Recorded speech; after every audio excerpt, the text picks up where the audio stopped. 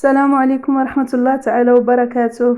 كديرين الاخوات؟ لاباس عليكم؟ نتمنىكم تكونوا بخير وعلى خير وانتم كتشاهدوا هذا الفيديو. نتمنىكم تكونوا كلكم بصحه جيده ويا ربي تكونوا بصحيحتكم بالشفاء ان شاء الله لكل مريض يا ربي. اي واحد مريض يا ربي تشافيه. بغيت نقدم لكم هذه الوصفه هذه على تجربتي انا وتجربه العائله. 23 سنه هذه وانا كنجربها لوليداتي والعائله كاملين مجربينها. الكحه الفروينسه كاع كتقضي كاع الحاجه البرد كتقضي ليها بزاف. راه على تجربتي انايا وتقليدي انايا زعما كاين العائله كامله كيجربوها وكتوافق لهم من المره الاولى. ما زعما جربوها وردوا عليا الخبار. يعني راه سبحان الله العظيم هذه الوصفه راها زوينه بزاف. ملي كانوا وليداتي صغار وانا كنستعملها ليهم وكتليق لهم بزاف. يعني من المره الاولى دقه بطله، يعني كما يقولوا الناس دقه بطله البرد. نجربها بزاف المرات والحمد لله كلهم وليداتي كتقضي لهم من المره الاولى. وما نطولش عليكم الفيديو، دابا غادي نقول لكم اشنو في هذه الوصفه. واخا كيبان الفيديو ولكن غنوضح لكم. هذا راه الزعتر او الزعتر باقي جديد، راه يكون منقي. ها هو شتيه شفتوا. وهذا فليو الزعتر وفليو هو تشوفوه كيف داير فليو. راه كلهم هاد الوصفات سخانين ديال البرد. وهذه الخزامه، يعني ما عرفتش المهم اسماء اللي عرفت عليهم انا هما هادو اللي كنعرف. خزامه والزيت الزيتون اللي معروف الزيت البلديه. كتشدوا 2 معالق من الزعتر و2 معالق من فليو و2 معالق من الخزامه في 2 كيسان. بغيتو ديروا النص تاع المقادير ديروا النص، يعني ما بغيتوش تكثروا حيت هاد العشوب هادو كيشربوا شويه الزيت. وحنا سبحان الله كنديروه كنستعملوه العائله كاملين دغيا كيسالي. المهم كيشربوا الحمد لله العائله كلها وكتوافق ليهم. ما كنبقاش يعني كنديرو كيشربوا العائله كاملين. كنديروا لبنتي كنديروا لبنياتها كلشي كيشربوا، حتى الدريريين الصغيورين كيشربوه. يعني بنت 6 شهور ولا كنعطيه ليها. لاق ليهم بزاف سبحان الله العظيم. لاق كلشي لاق ليه. 2 معالق من الخزامه و2 معالق من فليو و2 معالق من الزعتر في 2 كيسان ديال الزيت. بغيتو ديروا نص المقادير ديروهم. كتشدوهم بشي صفايه بحال هذه. انا وجدتهم باش ما نطولش عليكم الفيديو. وجدتهم درت 2 معالق 2 معالق منهم كلهم وكتشلوهم بميها. كتنزل انا كنكون منقياهم محيده منهم كاع العويدات محيده منهم. الا كان شي حجر ولا راه كتاخذوهم يعني من عند العطار وداكشي لا بدا ما كيكونوا مسخين يكونوا يعني لا بدا ما تحيدوا منهم الحجر التراب. ما داكشي لا بقات شي غبره رقيقه راه كتشلوه بالماء مزيان تغسلوه مزيان بالماء. وراني انا غسلته من قبل. وكتعاودوا ديروه في شي كاسرونه ديال الانوكس كيما هذه بحال هكا.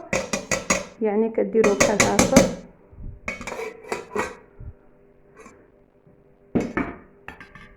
وكتكبوا عليها 2 كيسان تاع الزيت.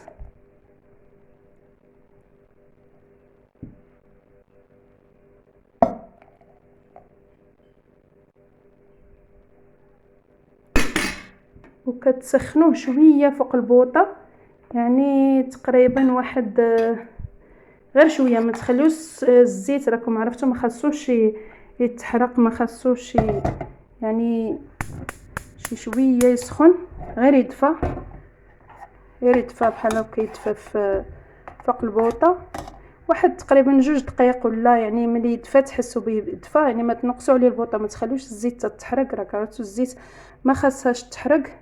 ومن بعد غادي تطفيو عليه البوطه وتخليوه يعني تغطيو عليه وتخليوه ليلتين، يعني يومين هو في هاد الكسرونه هذه تيطلق مزيان. هاد العشوب هادو كتطلق في الزيت. وراه الزيت كتعقب تقلال ما كتبقاش يعني هكا بحال هذاك العشوب كيشربوا شويه الزيت. ومن بعد تصفيوها في شي قرعه ديال القنينه ديال الدجاج وتكون نقيه يعني نظيفه معقمه. وتديروها في قرعه الدجاج وتخليوها يعني تشربوا. يعني كل واحد مرض بالبرد يشرب معلقه في الصباح على الريق. معلقه اللي كبير يشرب معلقه كبيره في الصباح ومعلقه ملي يبغي ينعس. يعني راه ثقوا بيا، راه يعني الغد ليه تصبحوا يعني الحمد لله لاباس، يعني كتنقص عليكم الكحه ما كتبقاش فيكم. انا راه ولدي راه بقات ليه ما عاد شي شهر هو فيه الكحه، انا عنده مرض، عنده واحد المرض وكيشرب الدواء ديال الطبيب. ما كنتش بغيت نخلط ليه يعني يعني العشوب مع دواء الطبيب. والطبيب يعني شافو كيعطيوه السيروات كيعطيوه والو ما قدات ليه حتى شي حاجه. مره وحركوه بحال هكا باش دوك العشوب يتلقوا، باش ما يبقاش الزيت بزاف فوق البوطه، غير شويه يدفى. دابا راه حيت ناقصه البوطه مازال ما غلاش عليه كاع، غير شويه صافي وغادي تطفيو عليه، غير نحس به بغا يبدا يغلى وتطفيو عليه. وولدي نكمل لكم الموضوع ديال ولدي، ما بغاش يفوتوا هذاك البرد. عرفتي حتى الاستاذه ديالو ولات كتقول له هاد الكحه ديالك راه طولت بزاف، يعني ما خاصكش تبقى بحال هكا. ومن بعد عطيته معلقه، يعني غامرته عطيته معلقه، قلت لي غير شرب معلقه، ما عندها ما ديرلك ديال الزيت، شربها مع الدواء ديال الطبيب، ما كنبغيش نخلط.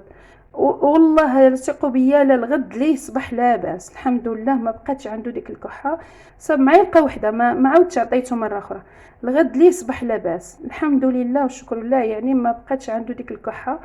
ووليداتي تا هما، بنتي عندها الحساسيه، فين ما عطيتها ليها لاقت الحساسيه، كتزقع عليها ما كتبقاش، حيت الفليو سخون، الخزامه حتى هي سخونه، الزعتر سخون.